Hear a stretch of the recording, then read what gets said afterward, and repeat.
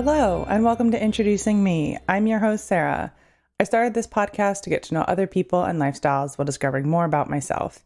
Each episode, I will give a new guest a chance to discuss their background, culture, interests, or whatever they want to talk about to help increase all of our own worldviews. Today, I would like to introduce you to Grady Throneberry. He is the first openly gay police chief in Kentucky. He lived as a straight conservative man until 2018, but has known he was gay since childhood. So he's here to talk more about, his life experiences, got some good stories to share along with what's going on now. So Grady, thank you so much for being here. Why don't you tell the audience a little bit more about yourself? Well, thanks, Sarah, for having me. And I'd love to tell the audience about myself and my journey. I'm an older gay man. Came out in 2017, actually, at the end of 2017, or at least started that process of coming out. I always knew, as you said, that I was gay, knew it from the time I was an adolescent. And but at that time, certain things were expected and certain things were not tolerated. And so it was safer for me and more comfortable for me to just live as a straight man. And so I did everything that was expected. I married a woman, had a couple of kids, and we were married for 40 years. And she's still my best friend.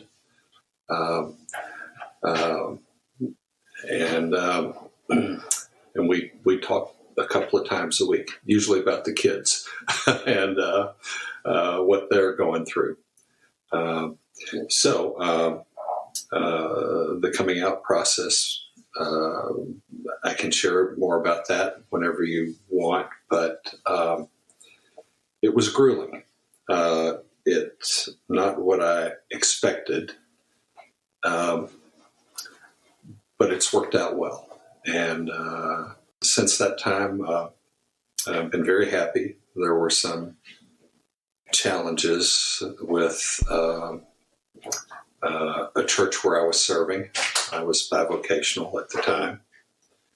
And there were some challenges with my day job as a police chief. And those are interesting stories. But I find myself now engaged to a wonderful guy, and life has been really good for the last 5 years. Good. Well, it seems, to hear one, just that, you were married for such a long time and like you're still on good terms. That's a good thing, because you never know. And as you said, like the coming out process was grueling. So can you share a little bit about what that process was like for you coming out and like why you finally made that choice? Yeah, I had to make that decision because let me back up a minute. I had a good life. I'd been fortunate enough to do all the things that I'd wanted to do in life. Really fortunate to have kids, but despite having that good life, I just never really found myself happy. I was always struggling with that and always a little bit angry. And I wasn't sure where that was coming from. And it just finally struck me that I wasn't actually me. And I had to do something about it. It was a really tough decision because I have said several times that the biggest failure of my life was hurting people that I cared about. And that happened. I did hurt people that I cared about. uh, and they may still be hurting some, but I still had to make that decision. And fortunately, they have stuck by me. That process, as I said, began at the end of 2017. And one of the things I knew I needed was friends. I'd always had trouble having male friends because I was afraid that I would slip somehow and expose my true self, either through words or actions. And so I never allowed myself to get close to any other men. So when I began the process and realized that I had to come out, I actually started looking at dating apps to try and identify people, not for dates or hookups, but to be friends, because that was the thing that I needed most. And so I met a guy who was a little younger, and we had a bit of a similar background in that he had been involved in youth ministry. And so there was a connection, and we started meeting on a regular basis for lunch or coffee, and he was kind of coaching and mentoring me. And somewhere along the way, it became more than just that. And it seemed to move pretty rapidly. And he became very frustrated with my lack of progress in the coming out process. The fact that I hadn't filed for divorce, hadn't told my employer, any of that stuff. And so he decided to take it upon himself to help me with all of that. And so he launched a pretty brutal social media campaign and letter writing campaign. And it didn't take long before everybody knew who and what I was. He sent letters to the church where I was serving, to the pastor and other leadership at that church, accusing me of all kinds of sordid things, and sent letters to the mayor that I reported directly to, and the city council people, and it was a very, very dark time as a result of that. But it turned out much better than I expected. So, except for the church telling me I had to resign, the rest of it's been fine. So are you still involved with a church at all? Yeah, my fiancé and I found a church. We were actually invited by, or I was invited by a wonderful couple that I actually met online, a couple that's been together for 38 years. And they invited me to the church. And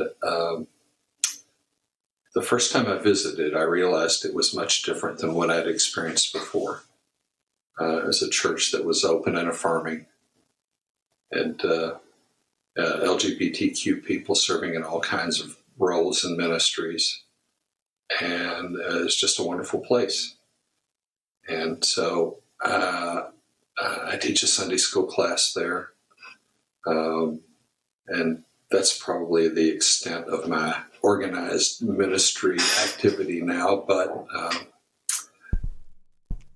that didn't happen right away. That happened probably 6 or 7 months after I came out. After my church where I was serving told me I had to resign, I wasn't sure how I felt about church anymore. And so it took me a while to get to where I ultimately got. So. Yeah, that's understandable. So then what was it also like your employer finding out that you're gay and now being in that environment as who you are? Uh, yeah, I lead a small suburban police department. We have 25 people. We serve about 26,000 folks, but my job security is entirely dependent upon the good nature and will of the mayor. I serve at the pleasure. And I knew that he had been contacted, and he had been in touch with the city attorney to decide how to approach this situation that he'd never been in before. And he called and asked me if I could meet with him at my office one evening. And so I knew, or I thought I knew what was coming. But we met, and he was much more gracious and understanding than I expected. He said that my personal life was my personal life, that the city appreciated the job that I had done. I'd actually kind of turned the department around. It was in a shambles at one time when I became the chief. And ultimately, he said he really didn't care if I was sleeping with 5 different guys a week. And that was cathartic. And just to break the tension, I said, would 6 be okay? And we both just had a big belly laugh, and it was like the weight of the world was just off my shoulders at that point. And we actually have been closer since that time, probably because of me. And I say that because secrets, I've learned secrets will kill you from the inside out. And when you're hiding something like that, it's just awful. So anyway, it's all been good since then. Yeah. You're still laughing at my question about 6 guys, aren't you? Just a little bit, yeah. But I mean, if you were going into that meeting expecting, like, I'm about to lose my job, yes. To then have that sort of response, and that weight lifted, what has it been like within the community? Like, assuming like you're out very publicly, is there animosity like towards the mayor or like keeping you employed, or anything like that? No, I haven't faced anything like that. But I don't wear my sexual orientation on my sleeve, but I don't deny it either. And I do things like I wear a Pride watch band on my Apple Watch. And I don't do it to make anything of myself, but I do it because people ask about it. And I think that if someone who can be a police chief and also gay and be okay with themselves, I feel like that speaks to other people who are struggling. And I've had a lot of people ask me about it. They'll see the watch band and say, "Are you part of the community?"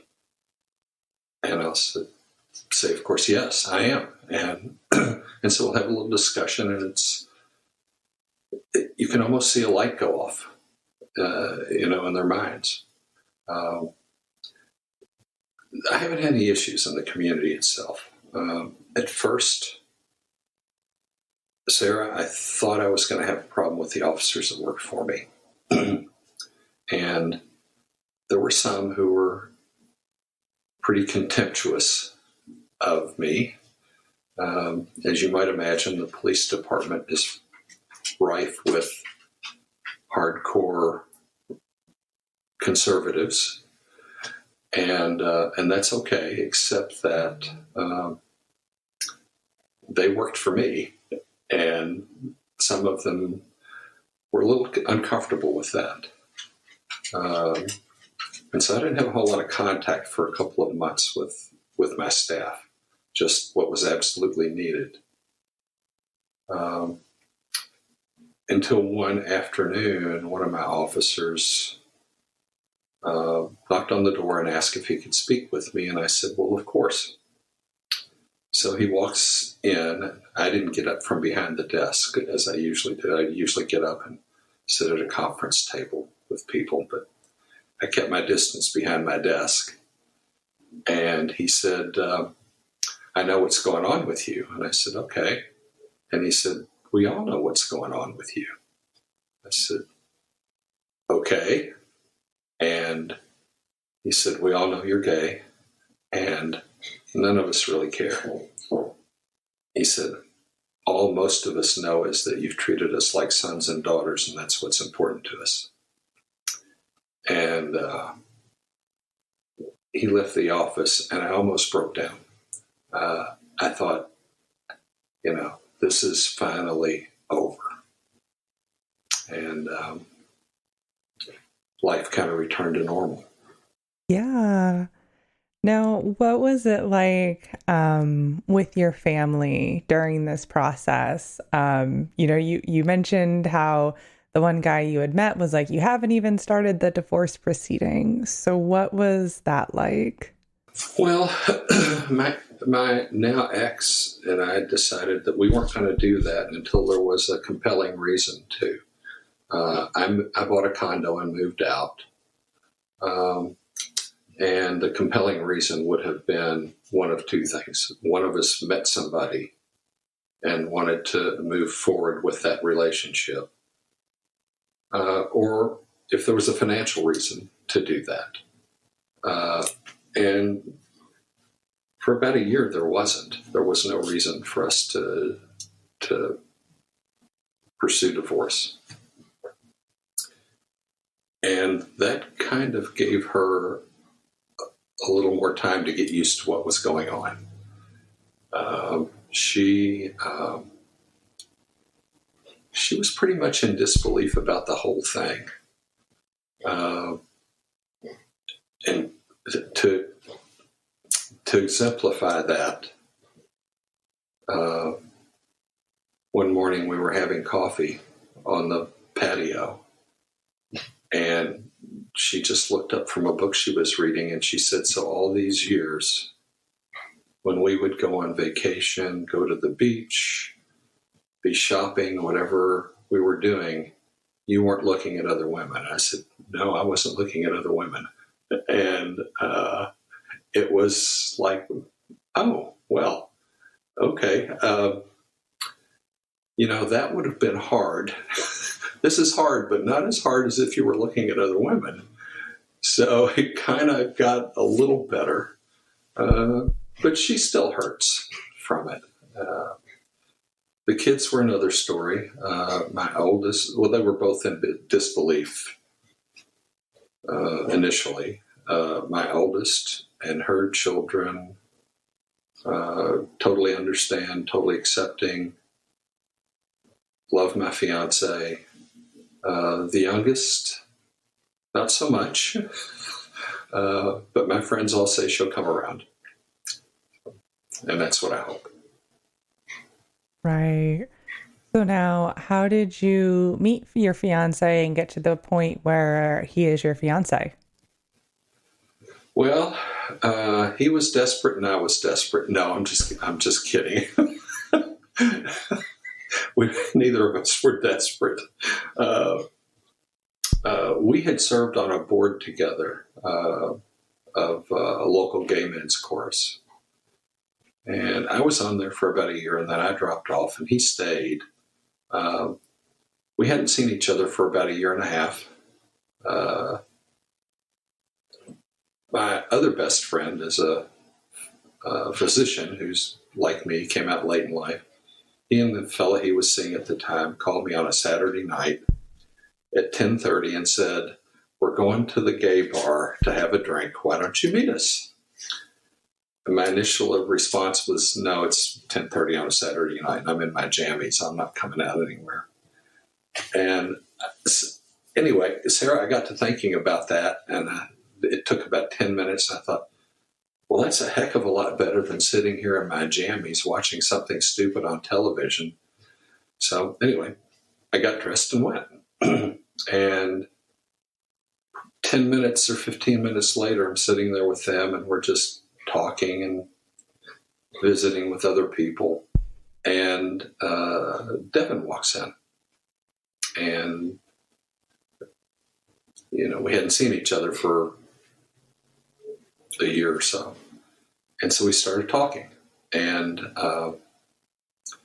the next day we were texting. And so that was on a Saturday, Memorial Day weekend. And Memorial Day, we had our first date on Monday. And that was very simple, just a walk across the footbridge to the other side of the river. And we had lunch and just talked and talked and talked. And then it went really well. And so that's how we started. And then our second date was actually church. I invited him to go to church with me. And nobody else that I'd ever been dating said yes, but he did. And I thought, wow, this is a good sign. And that was 20 months ago, I guess. And here we are. So now what is the plan for the future with you and Devin? Well, we're engaged. We have a wedding day of May 20th of this coming year. And just going to move forward and live a good life together. So, very exciting. Yeah, definitely. So now, something that we haven't mentioned yet is the fact that you have written a book, a little bit about, your experiences and your sexuality. So can you share kind of like why you decided to do that and what that process has been like? Sure. Thanks for asking about that. The title of the book is Gay and Gray, because I am gay and gray. So Gay and Gray, my journey to the rainbow. It's kind of a memoir, kind of a commentary on the current state of culture and politics in the U.S.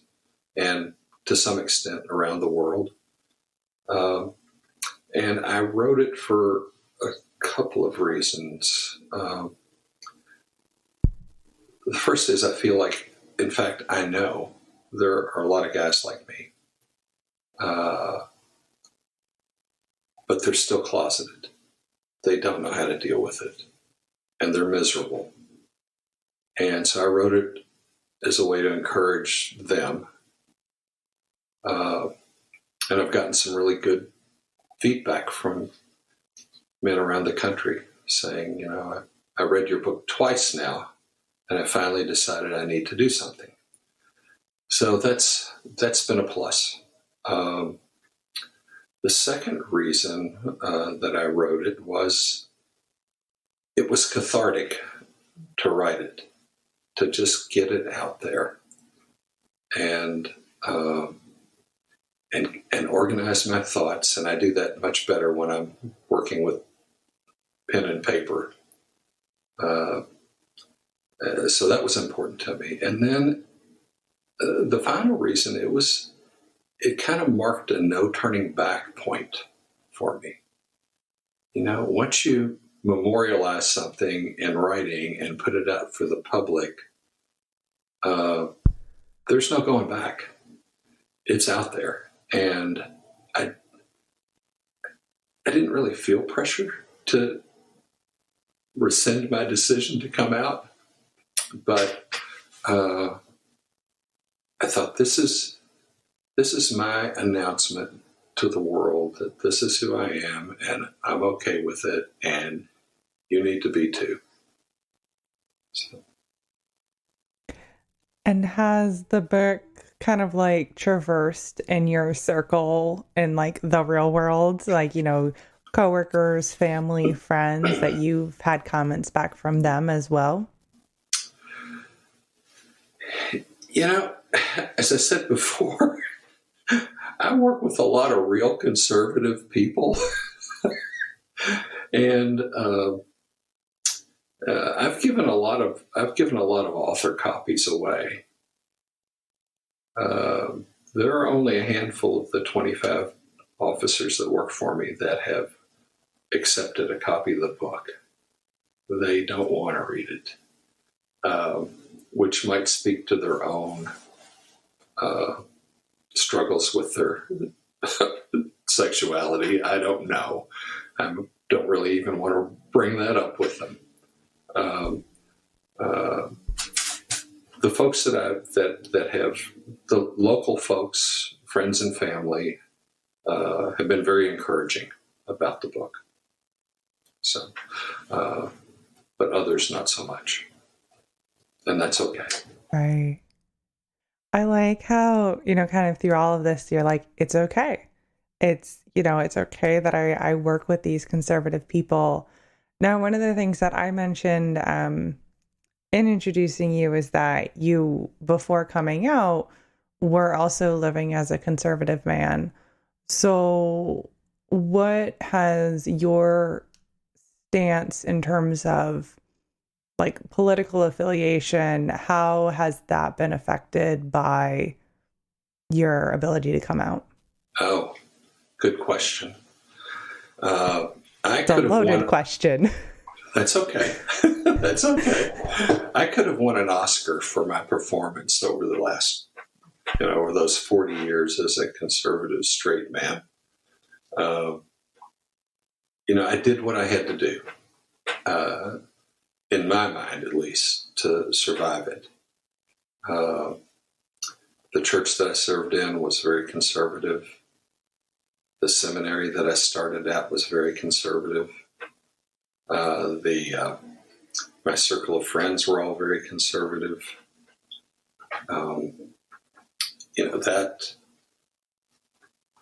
That's who I thought I needed to present as. And it wasn't me. I'm a very liberal Democrat. I'm really progressive in my theology. And it's actually easier now to be that because it comes naturally. Nothing really changed other than the way I present it to others. And you mentioned at one point early on about like kind of like friendship with men and how you were afraid that like, you might slip up, people might like know. Was that kind of the same thing in terms of like theology and how you were presenting as conservative? Yeah, a couple of examples of that. In my younger years, I rode motorcycles, and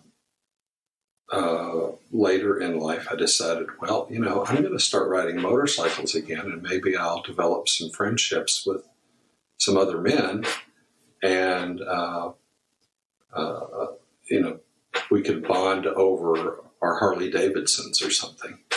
And but that didn't work because I was still hiding me.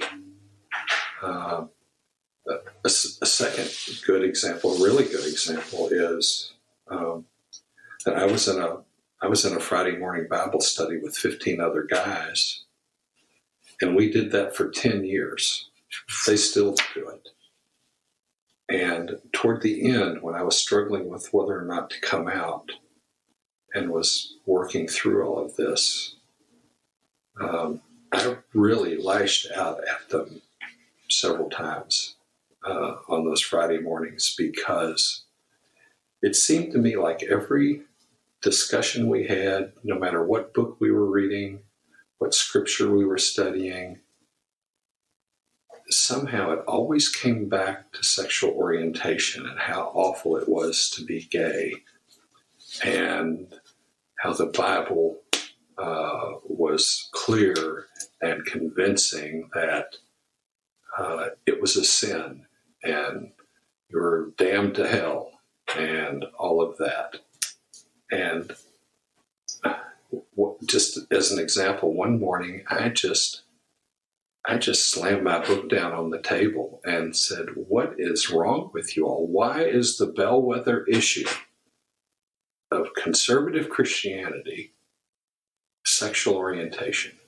Why is it not poverty or homeless children or the social justice system or the criminal justice system? Don't you all have anything better to talk about?" And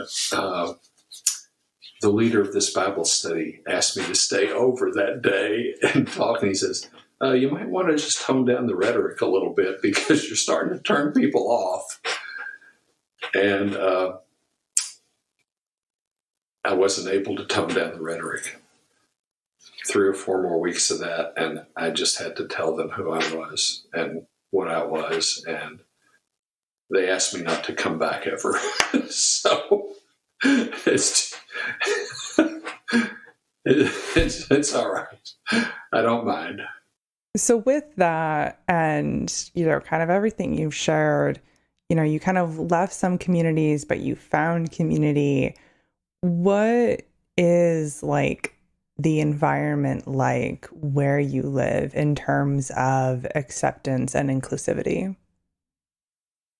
That's a good question. I'm in Kentucky, which is a very red state in terms of both politics and religion.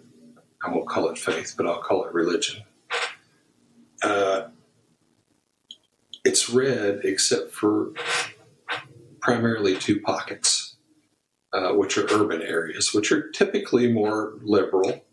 I'm in Louisville, and Louisville's pretty liberal. So the environment here for LGBTQ people is pretty comfortable. It could be a lot better. But we have not had the kind of attacks, physical attacks on trans people. We have it. They're isolated. We don't have the widespread issues that some cities deal with. So it's comfortable. The community's fairly small, but also very close. So I have developed some wonderful friendships. I'm not a big barfly, but I love to be in a place where people are just open about who they are, and it doesn't matter if you come in dressed, in your Carhartts and you look like, a really, an ultra straight guy, but you're gay, or if you come in drag, everybody just loves everybody, and that's a really good environment for me. Yes. Now, because you just mentioned that, has your fashion sense changed since coming out? You're stereotyping, Sarah. Well, no, you were just stereotyping, so... Well, okay, well, that's fair. Actually, there's 3 gay genes that I say that I didn't get. I didn't get the dancing gene, I didn't get the dressing gene, or the decorating gene. And so I have help in those areas from others. But yeah, it has. I joke about that, but it's changed a little bit because I always wore muted clothing, just because it was consistent with my other conservative presentation. all of my socks were black or brown. And, it was crazy the way that I dressed. But I'm a big fan of fun socks and colorful shirts and, and all of that now. And so I don't know if it's changed. Well, yeah, I guess it has changed. But, I'm not real flamboyant in my dress, but probably more fashionable than I was. Yeah. Well, I appreciate you answering that question there. Okay. And I also want to go back to the motorcycle thing. Are you still riding a motorcycle? No. I really loved getting out in the country and riding. It was just a way to clear my head. And, when you're on that bike, you've got to really focus on what you're doing. And so you kind of have to put everything else out of your head. Some cities have gay motorcycle clubs. We do not have one here. But I quit because I got really afraid with all the distracted drivers. And, if you're sitting at a stoplight, and the person that's coming up behind you is playing on their phone and they hit you in a car, you're going to survive that. If they hit the back of your motorcycle, you're probably going to end up hospitalized for a few weeks. So I see that all the time. And so I got afraid of riding. And I sold the bike, moved on. Right. Now, would you be willing to share a little bit about what it is like to be a police chief? Yes, I can do that. It can be a lot of bureaucracy. For me, it's not. I've been fortunate enough to work for two really good mayors. And so the bureaucracy isn't awful. Political influence isn't awful like it is in some places. They trust me and have trusted me and allowed me to run the show. There's a lot of paperwork, as you might imagine, for the chief. A lot of meetings, a lot of phone calls and emails. Frequently, people who feel like we haven't done well. They feel like we haven't done what they wanted us to do, which isn't always consistent with the law or good practice. So it can be invigorating though. Some days I'm able to get out and do things with the folks that work for me and watch them and encourage them, or occasionally, rarely, but occasionally correct something that they're doing. But that's not the bulk of my day. Most of my day is paperwork and meetings. And how did you end up getting to be a police chief after originally studying in a seminary? Well, I started out as a police officer and did that for several years. And then left the police department, went into private business. I had 4 small businesses that I owned and operated and ultimately sold. My seminary work, my calling to ministry, was later in life. I had always felt that. In fact, at one point in my very much younger life, I went, and I was raised Protestant, but I went and talked to a priest about becoming a priest because I thought that's a really good place for somebody who doesn't have an interest in women to hide and not have to explain that they don't have an interest in women. So anyway, that didn't work out, fortunately. But I didn't start seminary until I was in my mid-40s, and it was just something that kind of nagged at me all of my life, and so I did it. Didn't have any clear goals goals for what that was going to look like. Ultimately got a PhD. Didn't have any clear goals for what that was going to look like. It was just a personal goal. But I had mentioned that I had 4 businesses. When I sold the last of those, I went and got my police certification back, which turned out not to be very difficult. And I went to a small department and was there for about a year, and the department was struggling.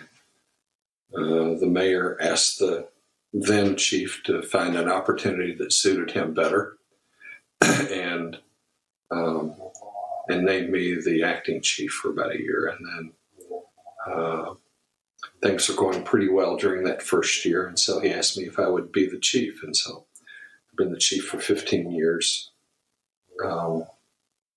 I'm kind of an outlier among police chiefs, Sarah, because I am liberal. I'm anti-gun, that's like the kiss of death around police officers if you say you're anti-gun, but I'm anti-gun. Wouldn't own guns if I weren't a police officer.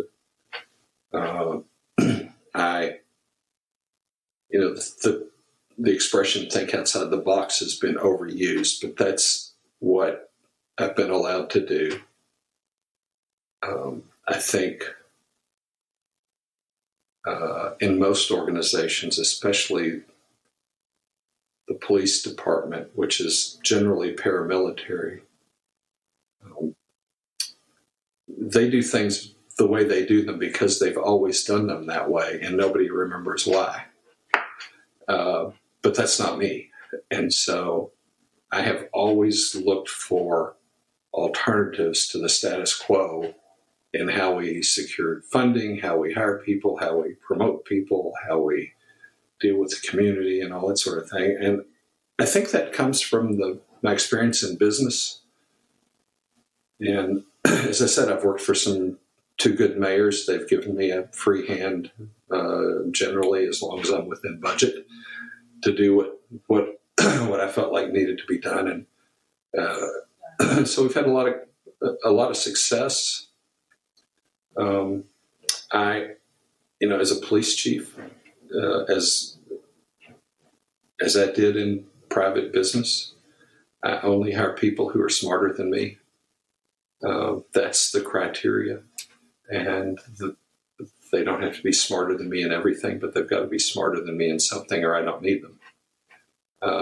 And so I've surrounded myself with very, very intelligent people, free thinkers, self-initiators, and that's been key to the success of the department. Now, would you be willing to share a little bit about the fact that you're anti-gun and are in the police force? Yeah, I can talk about that. It's really just that simple. Some days I just feel overwhelmed with the amount of violence that's going on in this country. As of yesterday, and today is we're doing this on November 30th, as of yesterday, there were 621 mass shootings in the United States. 621, as defined by 4 victims or more. That doesn't count all of the individual violence. Almost all of it is guns. And I hate it. And every day we have some joker who will call to report that his gun was stolen, or her. I don't mean to blame this all on men, but it's mostly men, from his or her unlocked vehicle. And I think, how stupid is that? And I tell these people, they'll call and say, have you found my gun? And I'll say, no. And we will not probably find your gun unless and until it's used in the commission of another crime. because the people that stole your gun are nefarious. They are not, they are not nice people. And so they're either going to hurt somebody or rob somebody or something, and then we'll find your gun. How do you feel about that? And it's usually just dead silence on the other end of the phone. But I have no qualms about telling people in a subtle sort of way how stupid they are in the way they don't secure their guns. There are 450 million guns in this country with a population of 320 million people. What in the world are all these folks afraid of? I just don't get it. I don't get it. I can't live my life that way, and I don't know why they do. Yes, those are definitely some like jarring statistics if you didn't already know them. Now, before I start to wrap things up, is there anything else that you would like to share with the listeners today? Yeah, just one thing for anybody who's listening and is struggling with coming out and facing opposition, facing the naysayers. I finally figured out, well, a couple of things. I figured out one is that I can't fix anybody else. I can only fix me. And that's enough. Everybody else has to fix themselves. The other thing that really is important to me, Sarah, because my faith background is important to me. I prayed for 40 years for God to fix me because I thought something was wrong with me. And I knew it didn't work that way, intellectually, academically. I knew it didn't work that way. And yet I was desperate to be healed of this affliction of being gay. And the God who raised the dead and healed the blind and made the deaf to hear could have fixed me had God wanted to fix me. But God never did. And so I finally came to the conclusion that God didn't fix me because there wasn't anything wrong with me. A lot of LGBTQ people have been so hurt by the church and they really think that God doesn't love them. They think they have no place in the church, and that's just not so. And I've had some really deep theological discussions sitting at the gay bar drinking a gin and tonic with somebody who's asking a lot of questions about faith and spirituality and scripture. So I would want people to know, and this is part of what I consider my ministry, what's left of it, is that there's nothing wrong with you. You are not a mistake. And, you're loved. That's my final word. Nobody can convince me otherwise. Yes, and it's such a good message for everyone to hear, whether or not they're going through something like you went through as well. Now, at the end of all my episodes, I do ask all of my guests a random question. Doesn't have to do with anything we've talked about. So my question for you is, what part of history do you find most interesting? The period of history that encompasses my life. I look back on it, and Devin and I were talking about this last night. I have lived through the civil rights movement. I have lived through John Kennedy's assassination, Martin Luther King Jr.'s assassination, Robert Kennedy's assassination, the Vietnam War protest. I've lived through so much. And I'm making myself sound really old. Darn it. But it's been a fascinating life. Some of it's scary, but this is part of it's because technology is advancing so rapidly. Robert Kennedy could have been shot 200 years ago and it had been 3 days before anybody knew it. But today, we've got this 24-hour news thing. It's fascinating. It's discouraging too, in some ways, but it's a fascinating time to be alive. Despite what you think of the Supreme Court and whether it's legitimate or it's not, what you think of Congress and whether they are effective or not, it's interesting to watch. And I just love it. So, and more importantly, my fiancé loves it. He is a student 24/7 of something. And that's another thing, Sarah. I knew I couldn't be with a dummy. That was my only criteria for finding someone. I had to be with somebody that could talk with me about current events and arts and all that kind of stuff. And so we spent 2 hours last night talking about the president of the local seminary and why he's such a staunch conservative and a hater of people. But it's interesting. It's an interesting time to be alive. And I have my iPhone. I wouldn't want to go back to a time when I didn't have an iPhone. So.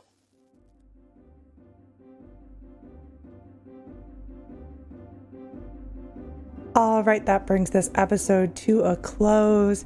If you would like to check out Grady's book, of course, his website will be in the description along with some social media links. So feel free to go follow those pages and check his website out. And of course, if you'd like to connect with the podcast, our website is in the description as well. That brings you to all of our social media, including LinkedIn, Facebook, and Instagram. So if you'd like to go follow those pages, I always appreciate that. And if you would like to support the podcast monetarily, a link to do that is in the description. And if you would like to be a guest on the podcast, my email is in the description as well. So I always look forward to hearing from new people. So thank you so much, Grady, for spending time with me today, and to my listeners for taking the time out of your day to hear a new story. Until next time, bye. Bye, everyone.